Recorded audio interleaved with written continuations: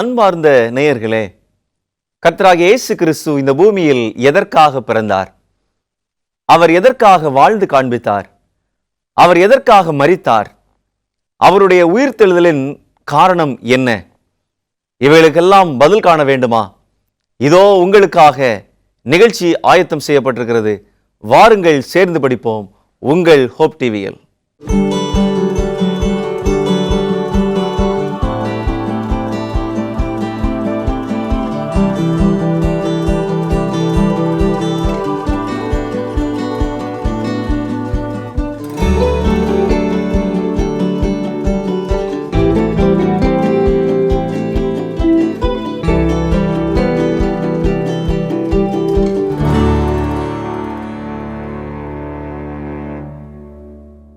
கிறிஸ்தவுக்குள் பிரியமான hope TV நேயர்களுக்கு இனிய வாழ்த்துக்களை தெரிவித்துக் கொள்கிறேன். மற்றும் ஒரு நன்னாளிலே உங்களை இந்த நிகழ்ச்சியின் வழியாய் சந்திப்பதில் மிகுந்த சந்தோஷம். 13வது கோட்பாடை நாம் படித்து கொண்டிருக்கிறோம். மீதமானவர்களும் அவருடைய பணியையும் பற்றி படிக்கிறோம். இந்த நாளிலும் இந்நிகழ்ச்சியை சிறப்பிக்கத்தக்கதாக நம் மத்தியில் போதகர் சார்ல்ஸ் அவர்களும் போதகர் ஜாஷுவா அவர்களும் வந்திருக்கிறார்கள். அவர்களை வரவேற்று நிகழ்ச்சிக்குள்ளாக போகலாம். வாங்க. ஸ்தோத்திரம் பாஸ்டர். தோத்திரம் பாஸ்டர். மீண்டுமாக உங்களை இந்த நிகழ்ச்சியின் வழியாய் சந்திப்பதில் மிகுந்த சந்தோஷம் பாஸ்டர்.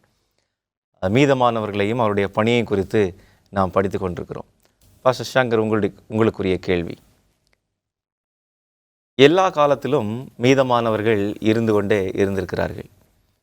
அதே வேளையில் அவர்களுக்கு சவாலும் நேர்ந்திருக்கிறது. தேவன் அவர்களை பாதுகாத்தும் வந்திருக்கிறார். இப்போது இந்த மீதமானவர்களுக்கு இடையில் பேகனிசம், அஞ்ஞான மார்க்கம் உள்ளே நுழைந்து விட்டது. இதற்குரிய விளைவுகள் என்ன? சபையிலே இதற்குரிய விளைவுகள் என்ன என்று நம்ம பார்க்கும் பொழுது, பெரும்பான்மையானவர்கள் அந்த அசத்தியத்திற்கு தங்களை ஒப்பு கொடுத்தவர்களாக மாறினார்கள். ஏன் அப்படின்னு சொன்னால், இதை ஏற்றுக்கொள்ளாவிட்டால் தங்களுக்கு மரணம். ஏன்னா மெஜாரிட்டி நம்ம யாத்திராகம புஸ்தகத்தில் வாசிக்கும் பொழுது, தீமையை பின்பற்ற திரளானவர்களை நீ பின்பற்றாதபடிக்கு எச்சரிக்கையாயிருன்னு சொல்லி ஆண்டவர் எச்சரிப்பு கொடுத்துருப்பாரு. ஆனாலும் இந்த அஞ்ஞான மார்க்கம் சபைக்குள்ளே வந்ததுனால விளைவு என்ன நடக்குது அப்படின்னு சொன்னால், பெரும்பான்மையானவர்கள் இந்த மருள விளைவுக்கு ஆளாகிறாங்க. ஆனாலும் உண்மையாக இருக்கிறவங்க உண்மையாக இருந்ததினுடைய விளைவாக அவர்கள் உபத்திரவத்திற்கு ஆளானார்கள். வரலாறு முழுவதிலுமே நம்ம படித்து கொண்டிருக்கக்கூடிய பகுதி மீதமானவர்களை குறித்து நம்ம படித்து கொண்டிருக்கிறோம். சபை கரைப்பட்டதாக காணப்பட்டாலும் கரைப்படாதவர்களாக தேவனுக்கு என்று மீந்திருக்கிற ஒரு கூட்டம் வரலாறு நெடுகிலுமே இருந்தது. அதை குறித்து நம்ம வாசிக்கும் பொழுது வெளிப்படுத்தல் 12ஆம் அதிகாரம் நமக்கு மிக அழகாக சொல்கிறது. அந்த 1260 நாளளவும் ஸ்திரீயானவள் வனாந்தரத்திலே பாதுகாக்கப்பட்டாள் என்ற வார்த்தையை நம்ம வெளிப்படுத்தல் 12ஆம் அதிகாரத்தில் வாசிக்கிறோம். இந்த உபத்திரவம் சபைக்கு எதின் மூலமாக வந்ததுன்னு சொன்னால், அந்த அஞ்ஞான கொள்கைகள் சபைக்குள்ளாக வந்ததுனால தான். யாரெல்லாம் சமரசம் செய்தார்களோ அவர்கள் உபத்திரவப்படாமல் சபையில் மிக முக்கியமான ஒரு நிகழ்வு என்ன நடந்துச்சுன்னு சொன்னால், சபையும் அரசாங்கமும் ஒன்றிணைந்த காலகட்டமாக இந்த காலகட்டம் காணப்பட்டது. இந்த சபையினுடைய கோட்பாடுகளை பின்பற்றக்கூடியவர்களுக்கு அரசாங்கத்தினுடைய நன்மைகள் கிடைத்தது. இந்த சபையினுடைய கோட்பாட்டை பின்பற்றாதவர்கள், அதாவது இந்த அஞ்ஞான மார்க்கம் உள்ள வந்த பிறகு அவர்கள் கொடுத்த கோட்பாடுகளை பின்பற்றாதவர்களுக்கு அரசாங்கத்தின் மூலமாக உபத்திரவம் பரிசாக கிடைத்தது. 538வது ஆண்டை வேதாகமத்தில் மிக முக்கியமான ஒரு ஆண்டாக நம்ம பார்க்க முடியும். இந்த 1260 வருடத்தினுடைய துவக்கமாக நம்ம பார்க்க முடியும். ஏன் அப்படின்னு சொன்னால், போப்பு மார்க்கத்திற்கு அந்த ரோம் என்கிற அந்த நகரத்தை முழு சுதந்திரமாக ஜஸ்டினியன் என்கிற ஒரு பேரரசன் கொடுத்து விடுவான். அதாவது இந்த ராஜ்யத்திற்கு நீங்கள் மத சம்பந்தமான நிகழ்வுகள் மட்டுமல்ல, அரசாங்க சம்பந்தப்பட்ட நிகழ்வுகளுக்கும் தலைமை என்கிற ஒரு பொறுப்பை கொடுத்த அந்த நிகழ்வு தான் 538வது ஆண்டு. அதன் பிறகு என்ன நடக்குதுன்னு சொன்னால், உண்மையாக இருக்கக்கூடிய இந்த மீதமானவர்களுக்கு சஃபரிங், அவர்கள் பாடுகளை அனுபவிப்பதை இதனுடைய விளைவாக நம்ம பார்க்க முடியும். இந்த பாடு எது வரைக்கும் தொடர்ந்துச்சு சொன்னால், வரலாறு முழுவதிலும் தொடர்ந்தது. மாபெரும் ஆன்மீக போராட்டத்தில் வால்டனியர்களை குறித்து திருமதி எலன் ஒயிட் அவங்க எழுதியிருப்பாங்க. அவர்கள் தங்களுடைய வாழ்க்கையில் எல்லா விதமான உபத்திரவங்களையும் சந்தித்து, உபத்திரவங்களின் மத்தியிலும் தேவனுடைய வார்த்தையை மற்றவர்களுக்கு பகிர்ந்து கொடுத்தாங்க. வேதாகமம் மறுக்கப்பட்ட ஒரு காலகட்டம். இந்த அஞ்ஞான கொள்கைகள் சபைக்குள்ள வந்த விளைவு என்னாச்சுன்னு சொன்னால், வேதத்தை சொன்னால் இந்த அஞ்ஞான கொள்கைகள் வெளிப்படுத்தப்படும் என்பதற்காக வேதத்தை சொல்லாதபடிக்கு வேதாகமத்தை எல்லா விசுவாசிகளும் வாசிப்பதற்கு தடை உண்டானது. அதனுடைய தொடர்ச்சியாக போதிக்கிறவர்களாக இருக்கக்கூடிய அந்த ஆசாரியர்கள் மட்டுமே வேதத்தை போதிக்க வேண்டும். அதுவும் குறிப்பிட்ட சட்டங்களை பின்பற்றக்கூடியவர்களாக அதன் அடிப்படையில் போதிக்கிறவர்களாக இருக்க வேண்டும். இதை தவிர வேறு எதையும் போதிக்கக்கூடாது. வேத அறிவு இல்லாததினாலே ஜனங்கள் சீர்கெட்டு போனார்கள். வேத அறிவை கொண்டு அந்த வேதத்தை பகிர்ந்து கொள்ள வேண்டும் என்று நினைத்த மீதமானவர்கள் உபத்திரவத்திற்கு ஆளானார்கள்.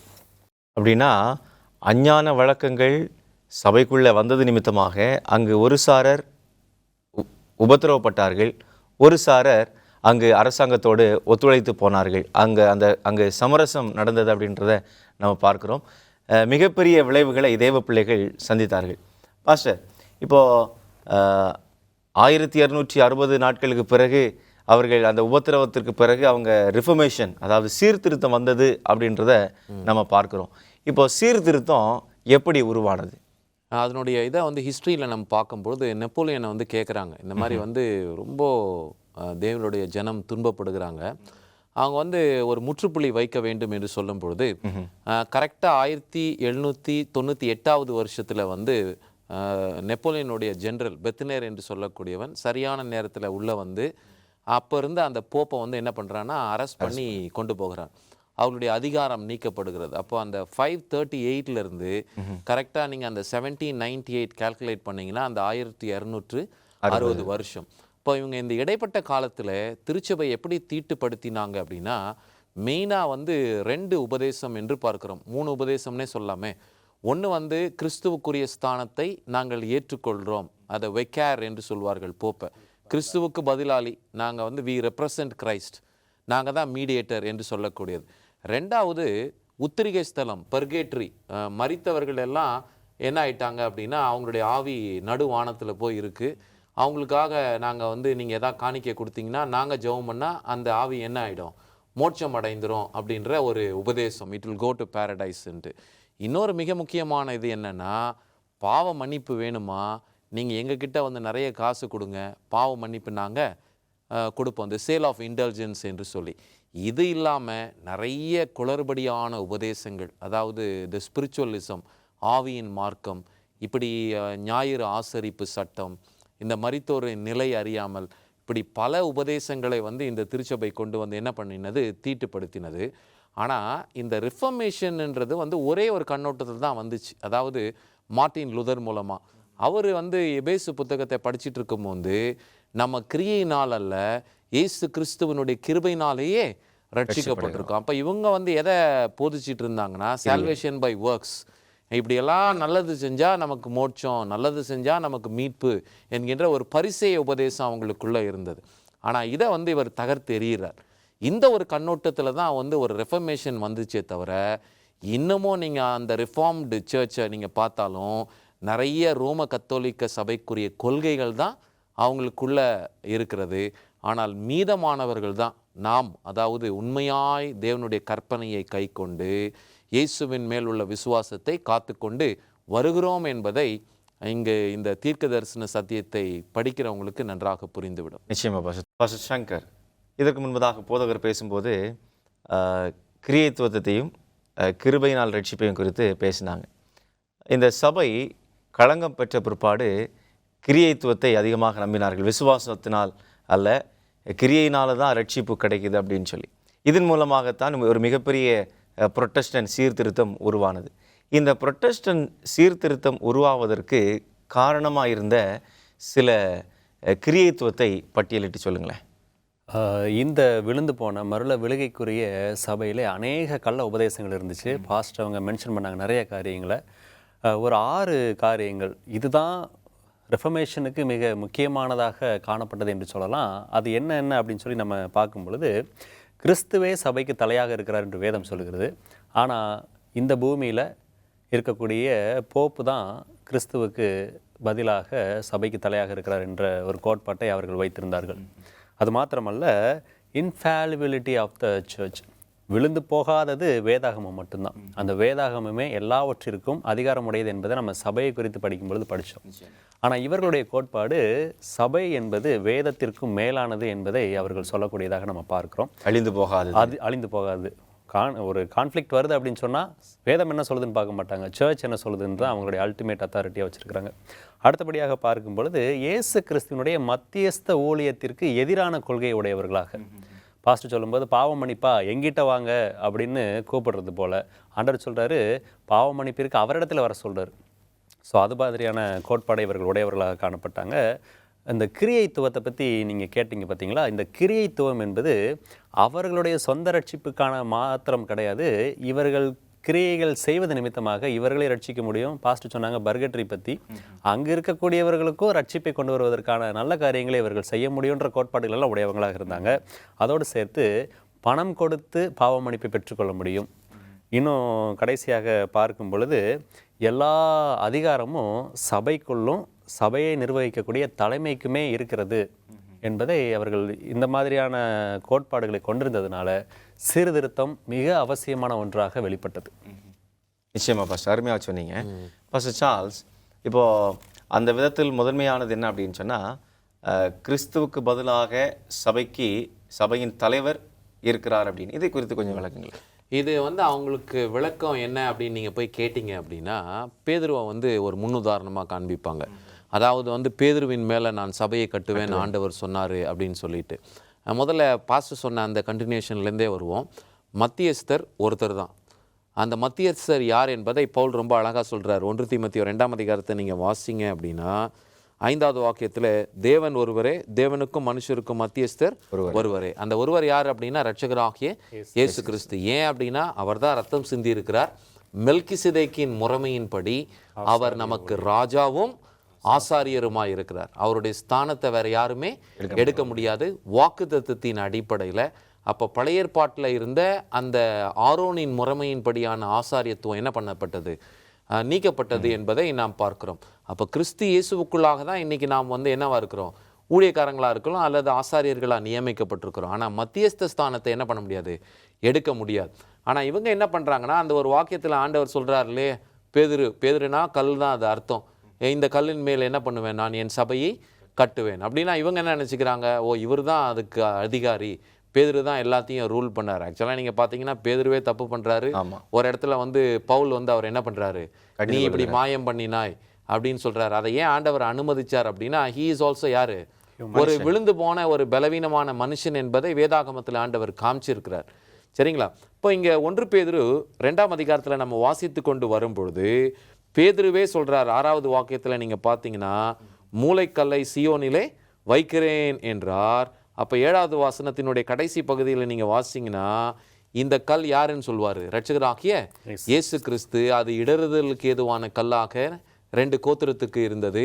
ஆனால் நாம் அந்த கல்லின் மேலே என்ன பண்ணப்படுகிறோம், கட்டப்படுகிறோம் என்பதை இந்த கீழே உள்ள வாக்கியத்தில் சொல்வார். அப்போ இந்த கல் யார் அப்படின்னா ரட்சகராகிய இயேசு கிறிஸ்து. இவர் மேல் தான் என்ன பண்ணப்படுது, சபை கட்டப்படுகிறது. அதுக்கு மேலே பேதுரு இருக்கலாம், பவுல் இருக்கலாம், மற்ற அப்போஸ்தலர்கள் இருக்கலாம், மற்ற தீர்க்கதரிசிகள் இருக்கலாம். ஆனால் அந்த கல் யார் அப்படின்னா கிறிஸ்து தான். அவர் தான் அந்த மெயினான பர்சன், மத்தியஸ்தர். அவருடைய ஸ்தானத்தை பேதுருவோ பவுலோ வேற யாருமே எடுக்க முடியாது. அதனால போப்புவின் மார்க்கத்தார் இதோ போப்பு அது மூலமாக தான் உருவாகுது அப்படின்னு ஒரு விளக்கம் கொடுத்தாலும் தவறான விளக்கம். நிச்சயமா அது ஒரு சபைக்கு தலைவர் கிறிஸ்துவாக இருக்க வேண்டும்.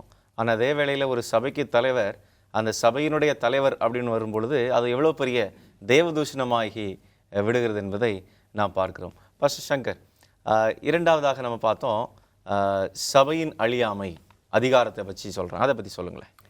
வேதத்தில் விழுந்து போகாதது அல்லது மிகுந்த அதிகாரமுடையது அழிவில்லாதது என்று பார்க்கும் பொழுது அது கர்த்தருடைய வேத வசனத்தை மாத்திரமே சொல்லுகிறது. நம்ம வேதத்தை குறித்த டாக்டரினாக இருக்கட்டும், இன்னும் சபையை குறித்த டாக்டரின்லையும் நம்ம பார்க்கும் பொழுது இதுதான் அல்டிமேட் அத்தாரிட்டி. இயேசு கிறிஸ்து அதிகாரமுடையவர். அவர் வார்த்தை, அவருடைய வார்த்தையை நமக்கு அதிகாரமுடையதாக கொடுத்திருக்கிறார் என்பதை நம்ம பார்க்குறோம். இந்த அதிகாரமுடைய வசனங்களே உபதேசத்துக்கும் கடிந்து கொள்ளுதலுக்கும் சீர்திருத்தலுக்கும் நீதியை படிப்பிக்குதலுக்கும் பிரயோஜனமுள்ளவையாக இருக்கிறது என்று சொல்லி 2 தீமோத்தேயு 3ஆம் அதிகாரத்தில் 17வது வசனத்தில் நம்ம வாசிக்கிறோம். ஆனால் இந்த கத்தோலிக்க திருச்சபையினுடைய கோட்பாடு என்னவென்றால், இந்த சபை விழுந்து போகாதது. அப்படி என்றால் இது ஒரு கோட்பாடை கொடுக்கிறது என்றால் அந்த கோட்பாடு தான் உண்மையானது. ஒருபோதும் இந்த சபை தவறு செய்யாது என்கிற ஒரு கோட்பாடை அவர்கள் வைத்திருந்தாங்க. அதாவது அவர்கள் என்னவெல்லாம் செய்தாலும் அதுதான் சரி. நம்மளுடைய பார்வைக்கு அது தவறு என்று நம்ம சொன்னோம்னா நாம தான் விழுந்து போனவர்கள், சபை விழுந்து போனது அல்ல. சபை மாத்திரமல்ல, அன் இட்ஸ் ஹெட், சபையினுடைய தலைமையில் யார் இருக்கிறாங்களோ, அது ஒரு தனிநபரை குறிக்கக்கூடியதல்ல, அது ஒரு சிஸ்டம். அந்த சிஸ்டத்தினுடைய ஹெட் யார் இருக்கிறாங்களோ அவர்கள் சொல்லக்கூடிய வார்த்தைகள் விழுந்து போகாதது என்பதை இவர்கள் நம்பினார்கள். சீர்திருத்தலுக்கு மிக அடிப்படையான காரணமாக இது அமைந்தது. ஏனென்று சொன்னால், வேதத்தை வாசிக்க ஆரம்பிக்கும் பொழுதே இவர்கள் சொல்வது முற்றிலும் தவறு என்று நமக்கு தெரியும். பாஸ்டர் அவங்க சொல்லும்போது இவர்கள் பேதுருவை அடிப்படையாக கொண்டு தான் இந்த சிஸ்டமை கட்டமைக்கிறாங்க. அவர் கையில் திறவுகோல் இருக்கும், எதை திறக்கிறாரோ அது பரலோகத்தில் திறக்கப்படும். என்ன சொல்கிறாங்கன்னு சொன்னால், சர்ச் இஸ் இன்ஃபாலிபிள், யார் பரலோகத்துக்கு செல்ல வேண்டும் என்றாலும் இந்த சபையின் வழியாக தான் செல்ல முடியும்னு சொல்லி அவங்க சொன்னாங்க. ஆனால் வேதம் ஒருபோதும் அப்படி சொல்லலை.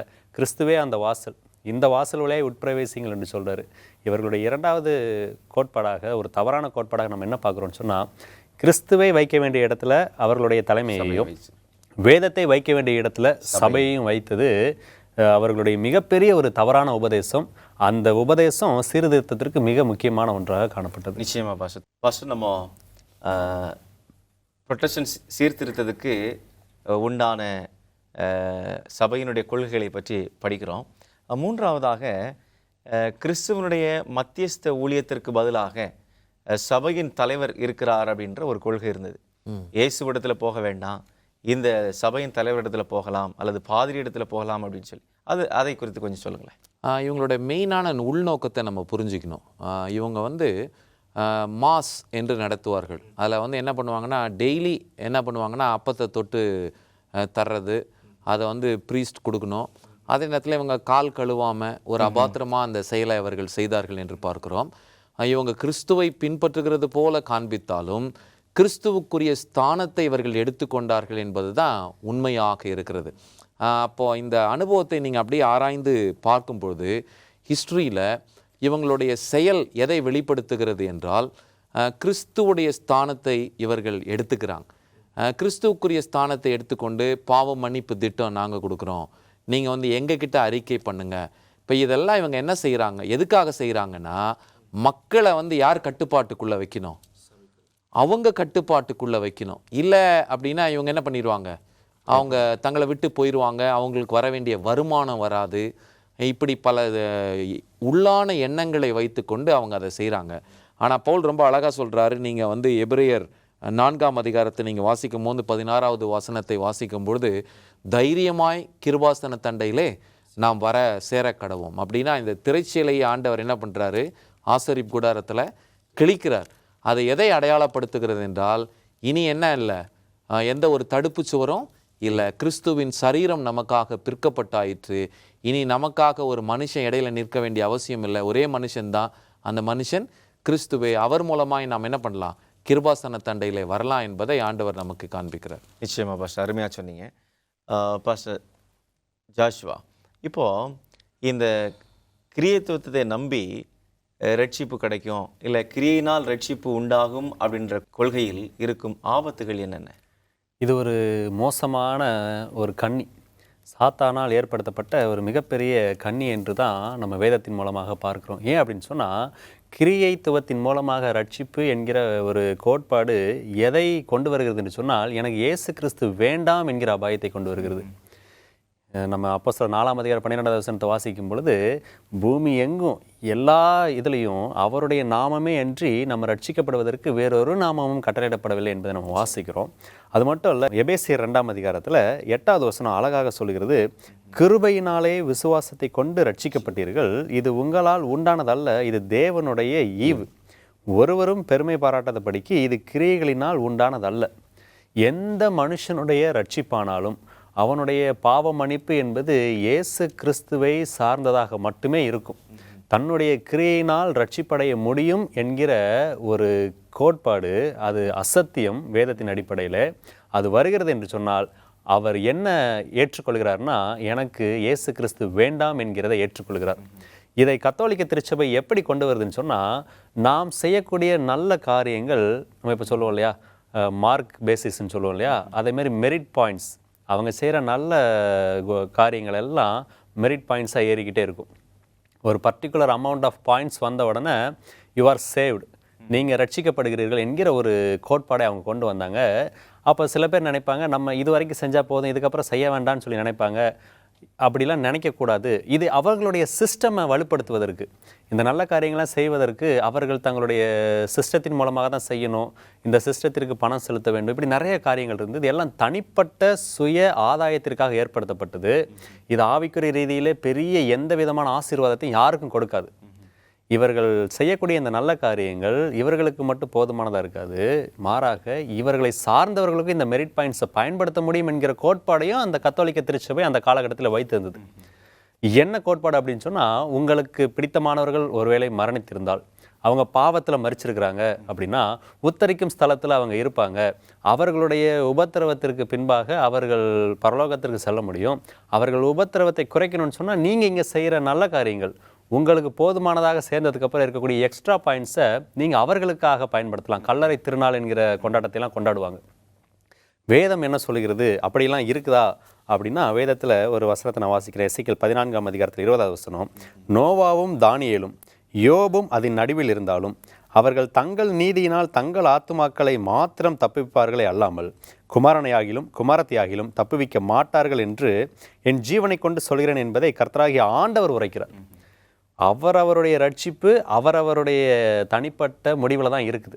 நான் இயேசு கிறிஸ்துவை ஏற்றுக்கொண்டு அவருடைய கிருபையை பெற்றுக்கொண்டால்தான் எனக்கு ரட்சிப்பு. நான் செய்கிற நல்ல காரியங்களால் எனக்கு ரட்சிப்பு கிடையவே கிடையாது. நான் என்னுடைய கிரியைகள் எப்படிப்பட்டதாக இருக்குன்னு ஏசாயா பக்தன் சொல்கிறாருன்னா, அது அழுக்கான கந்தையாக இருக்கிறது. இன்னும் ஒரு வசனத்தை மட்டும் நான் வாசிக்கிறேன். எசேக்கியேல் 18ஆம் அதிகாரத்தில் 20வது வசனம் சொல்கிறது, பாவம் செய்கிற ஆத்மாவை சாகும், குமாரன் தகப்பனுடைய அக்கிரமத்தை சுமப்பதில்லை, தகப்பன் குமாரனுடைய அக்கிரமத்தை சுமப்பதும் இல்லை, நீதிமானுடைய நீதி அவன் மேல்தான் இருக்கும், துன்மார்க்கனுடைய துன்மார்க்கமும் அவன் மேல்தான் இருக்கும்.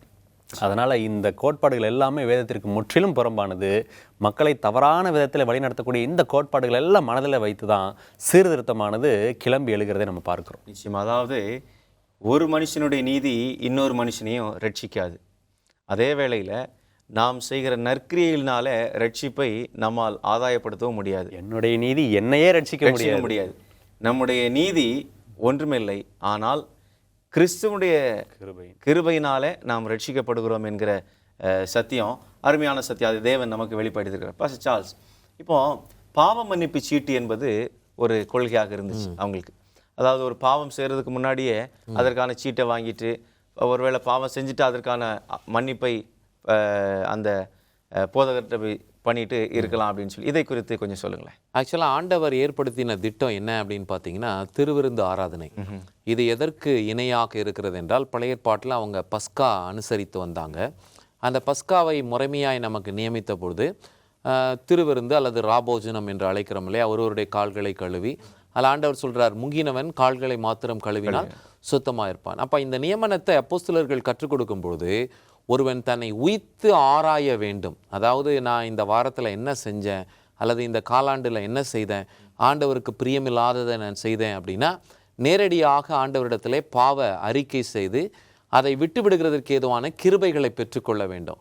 ஆனால் இப்போ இவங்க என்ன பண்ணாங்கன்னா, ஒரு குறுக்கு வழியை கொண்டு வராங்க மக்களுக்கு ஈஸியாக. அதாவது நீங்கள் வாங்க, நீங்கள் இவ்வளோ தொகை கொடுத்தீங்கன்னா போதும், உங்களுடைய பாவம் மன்னிக்கப்படுறதுக்காக ஃபாதர் என்ன பண்ணுவார், ப்ரேயர் பண்ணுவார். ஃபாதர் ப்ரேயர் பண்ணாரா? நிறைய பேர், நானும் சின்ன வயசில் பார்த்துருக்கேன். ஏன்னா ஒரு ஆர்சி இன்ஸ்டிடியூஷனில் படித்ததுனால அவர்களை குற்றப்படுத்தும் வகையில் இது சொல்லவில்லை. வேதத்திற்கு புறம்பாய் நம்முடைய செயல்கள் இருக்கக்கூடாது என்கின்ற ஒரு சகோதர அன்பில் தான் இதை நம்ம சொல்கிறோம்.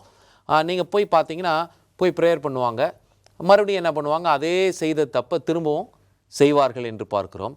இதில் என்ன ஒரு ஆபத்தும் நடந்திருக்கு. ஹிஸ்ட்ரியை நீங்கள் சர்ச் ஹிஸ்ட்ரியை படிச்சிங்கன்னா, சில சகோதரிமார்கள் போய் தங்களுடைய பலவீனத்தை சொல்லும்போது பாதிரியார்கள் அவர்களை பிற்பாடு தவறாக பயன்படுத்தின சூழ்நிலைகளை சரித்திரத்திலே நாம் பார்க்கிறோம். அவர்களும் அதை நாங்கள் செய்தோம் என்று ஒப்புக்கொள்கிறார்கள். இப்படிப்பட்ட நிலையெல்லாம் நாம் பார்க்கிறோம். அதனால தான் ஆண்டவர் என்ன பண்ணுறாரு, உன்னுடைய பாவத்தை நீ போய் சக மனிதனிடத்தில் என்ன பண்ண வேண்டியதில்லை, அறிக்கை பண்ண வேண்டியதில்லை. ஒருவேளை நம்ம இப்போது ஒரு சண்டை ஆயிடுச்சு, இப்போ உங்களுக்கும் எனக்கும் விரோதம் ஆயிடுச்சு, அந்த நிலையில் நாம் உங்ககிட்ட பாவம் மன்னிப்பு கேட்கலாம், பிரதர் நான் செஞ்சதுக்கு மன்னிச்சுக்கோங்க அப்படின்ட்டு. ஆனால் மற்ற தனிப்பட்ட முறையிலே தேவனுக்கு விரோதமாய் செய்த பாவத்தை யார்கிட்ட தான் மன்னிப்பு கேட்கணும்? தேவன்கிட்ட தான் கேட்கணும். ஆனால் இவர்கள் மனிதரிடத்திலே வந்து கேட்டார்கள். இதனால வந்து சபை என்ன ஆச்சு அப்படின்னா பக்தி விருத்தி அடையில, பாவம் பெருகினது என்று நாம் பார்க்கிறோம். நிச்சயமா பாஸ்டர், இந்த நாளின் நிகழ்ச்சி ஆசீர்வாதமாக இருந்தது. உங்களுடைய பங்களிப்புக்கு மிகுந்த நன்றியை தெரிவித்துக் கொள்கிறேன். நேயர்களே, கர்த்தராகிய இயேசு கிறிஸ்துவனுடைய நாம் போவதற்கு தேவன் வழியை ஆயத்தம் பண்ணியிருக்கிறார். இது உண்மையான சத்தியம். தேவனுடைய சத்தியத்தை மென்மேலுமாக நீங்கள் அறிந்து அவருடைய உண்மையான சபையில் இணைந்து கொள்ளுங்கள். மீண்டுமாக உங்களை சந்திக்கும் வரையிலும் உங்களிடத்திலிருந்து விடைபெறுகிறோம். நன்றி, வணக்கம்.